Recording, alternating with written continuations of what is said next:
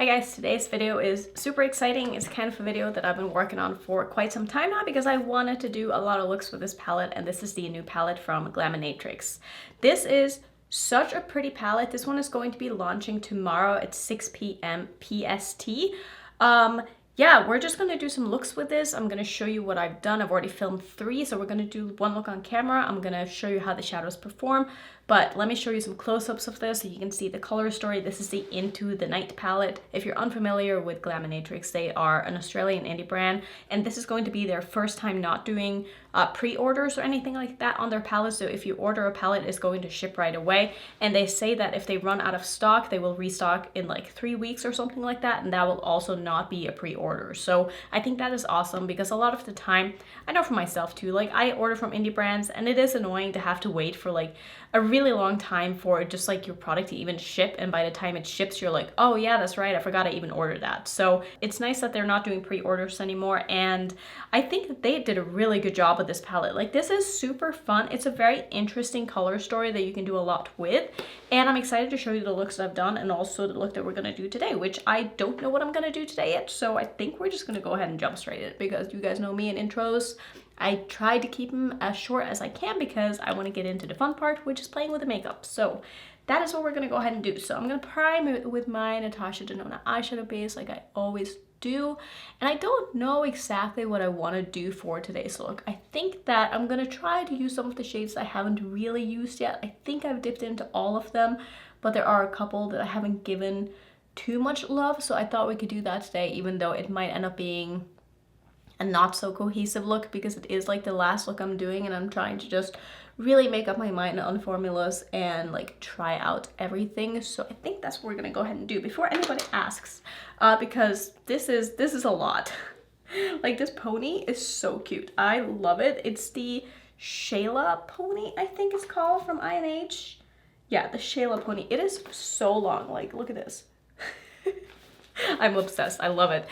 This is the shade Black Brown, if you're wondering. I used to have a code with INH. It wasn't affiliated, so I'm confused why it's not working anymore. But they run sales all the time. If you're interested in getting like any of these ponytails that you see me wear all the time, I absolutely love them. I think they're great quality, and they're just such a fun way to just spice up your look a little bit. So I'll link those down below if you want to go check them out as well. So I think what I'm gonna do is I'm gonna use... I haven't really dipped into this shade very much. I don't remember having done so, at least. And I think I'm gonna do a little bit of maybe the green here too. Like, maybe these two colors will be nice together. And then I want to use this shade on my lid and possibly a little bit of this too. Like, that could be a kind of fun color combination. I am using this one on my face today as my highlighter, and I feel like it's actually working quite well for that. So I think I'm gonna use this one in my crease, even though I have used this one quite a bit, but I really do like this shade. So I'm gonna pick that up on a, what are you? You are a BK Beauty A502 brush. It's just a nice transition brush here, and I think I have a code with Glaminatrix. I'm pretty sure it's just Annette, and it will save you 15%. I don't think it's affiliated, but try it at least if you want to save some money, because this is I wouldn't call it an affordable palette, but also keep in mind this is from a small indie brand, and so the prices tend to be a little bit on the higher side, and also the quality is just amazing. I've liked Glaminatrix from the very first time that I tried them, which has been a very long time ago. I've been with them, I feel like, almost from the beginning. They used to only have single shadows, I'm pretty sure, and I loved their shimmers so much back in the day. Like, they were one of the first brands, I feel like, to really make super intensely foiled, just like very shiny shimmers, and their mattes used to be super insanely pigmented and just like so much pigment. Like, they used to be the brand that just swatched the best, like absolutely beautifully. Not to say that they don't swatch good anymore, but I feel like they have definitely come a long way with their formula, and it's a little bit more user friendly now and not as like bam in your face pigment that can be a little bit hard to work with if you're not used to those kind of shadows. I've been really enjoying the mattes in their latest palettes. I do feel like they're definitely a little bit more on the, I don't want to say sheer in a bad way, but they're a little bit sheerer. They're more buildable, and so they're just easier to work with if you're someone who you know, don't like the absolute most full pigment shadows right off the bat. I'm gonna take this shade to deepen this up with. I'm gonna try not to blend these together too much, but I do think they're going to look quite nice together. I feel like it's gonna be an interesting color combination. I'm just gonna put that in the kind of outer portion of my lid here, and then we're gonna do the shimmers. I don't think this is going to be like a crazy complicated or fancy look. I just kind of want to play with this color combination and see how it ends up looking when it's all done here. I don't really mind if these end up like getting a little bit brown, like right where I'm mixing them together, because I feel like that sort of just makes sense with the blend. I don't think it's gonna get muddy in a bad way. I think it's just gonna make it look like they're blended together. I think I'm gonna take this a little bit underneath my eye here as well.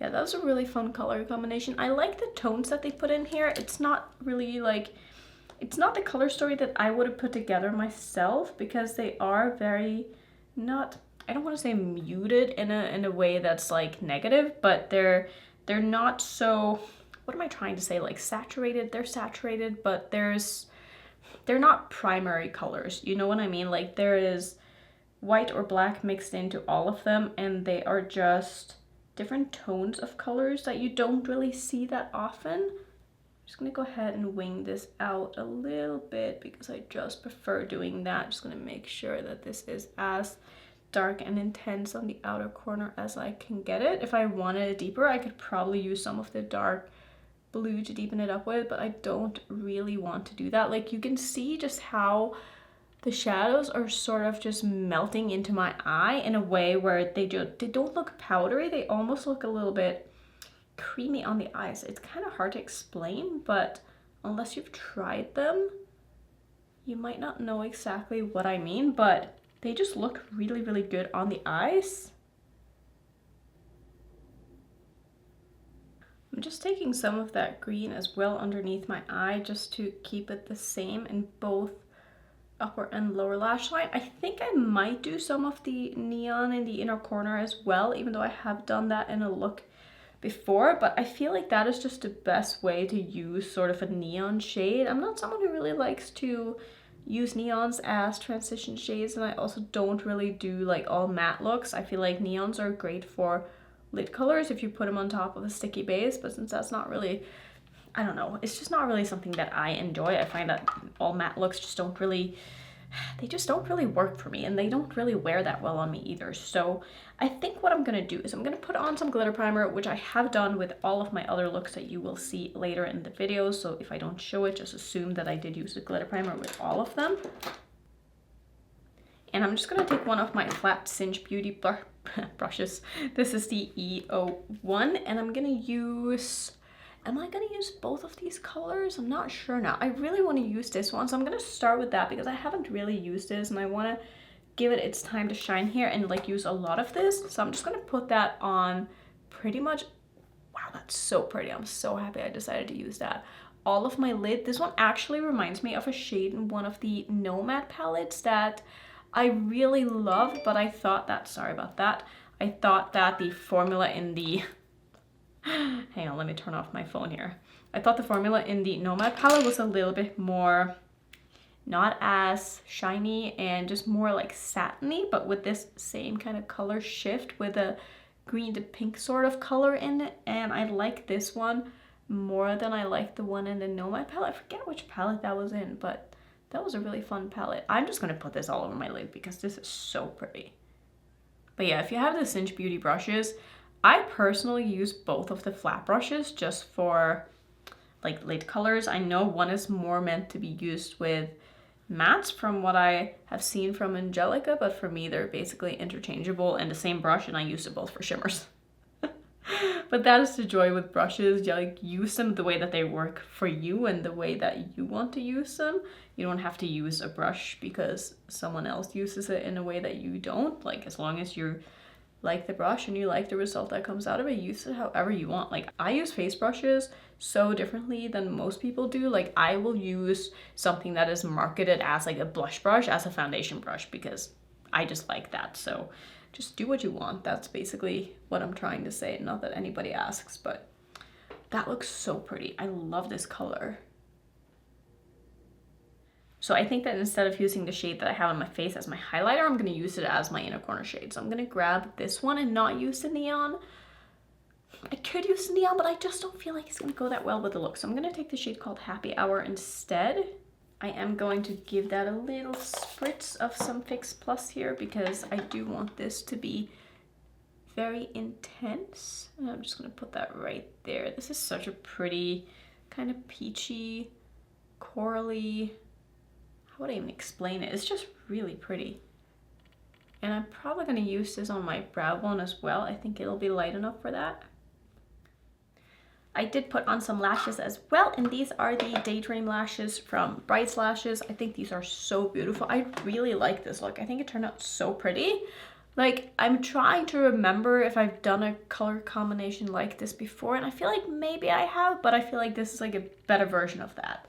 So, without further ado, I'm going to show you the other looks that I've done with this palette as well and sort of tell you my thoughts as we go. So for the first look I did, I really wanted it to be more of a subtle look, but I wanted that neon shade to be like the star of the show. So I did the neon shade in my inner corner over a white base, and I love how that turned out. And for the rest of my look, I just did a little bit of like that brown transition shade with the pink in the outer corner. I will say the pink matte is a little bit, it definitely behaves like a neon. So if you're familiar with neon shadows, they don't really build the best. So I wouldn't recommend trying to build too many shades on top of the pink or trying to build the pink on top of other shades, because I did find that it was a little bit sheer. It didn't adhere to my lids as well as I would have liked, and it was a little bit hard to like just get it to be that nice opacity that I really was looking for in the outer corner of my eye. But I do think the look overall turned out beautiful. The shimmer on the lid looks so pretty.